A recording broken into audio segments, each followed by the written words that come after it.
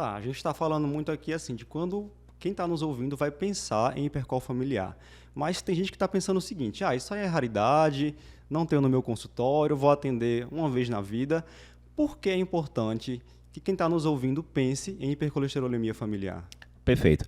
Eu sou totalmente pragmático com essas coisas. Eu gosto muito, eu sempre digo isso, que o estudante de medicina ele tem que saber muito, muito, muito bem o que ele vai ver todo dia. Então, assim, eu acho que o estudante de medicina ele deveria se formar expert em infarto, hipertensão, dislipidemia, diabetes, que são as doenças, né, que você vai ver todo dia, ou no pronto-socorro, enfim.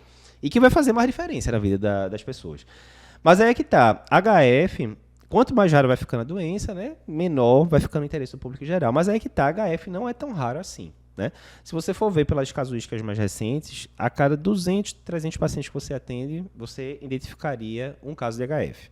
Aí vê só, se o cara atende 10 pacientes por dia, que é uma estimativa bem, né, conservadora, 10 por dia, trabalhando de segunda a sexta, são 50 pacientes por semana, são 200 pacientes por mês. Ou seja, todo mês, estatisticamente, estaria passando paciente com HF por você. Mas, se você é cardiologista, se você é endocrinologista, que a gente sabe que já é uma coisa mais triada, teoricamente você está vendo aí 2, 3, 4 pacientes com HF por mês, né? Dependendo se você está no serviço terciário. Então, são algumas dezenas de pacientes por ano, né? Se você está deixando passar esses diagnósticos, é bronca. Tem estimativa lá que a diretriz cita de trabalho brasileiro que teriam 770 mil pacientes no Brasil com HF. Pô, é quase 1 milhão de pessoas, né? Muita gente, né? É muita gente. E aí, qual é a bronca? Justamente pelo que a gente falou antes, da densidade de exposição a LDL, esse paciente vai ter um risco muito grande comparado com a população normal, primeira coisa.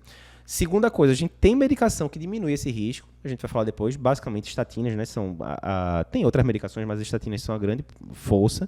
Então, quanto mais cedo você dá esse diagnóstico, mais você pode intervir na vida do paciente. Porque, vê, uma coisa é você falar, alguma hora eu vou ver esse LDL pipocado e vou passar estatina para o paciente, mas é aquela história.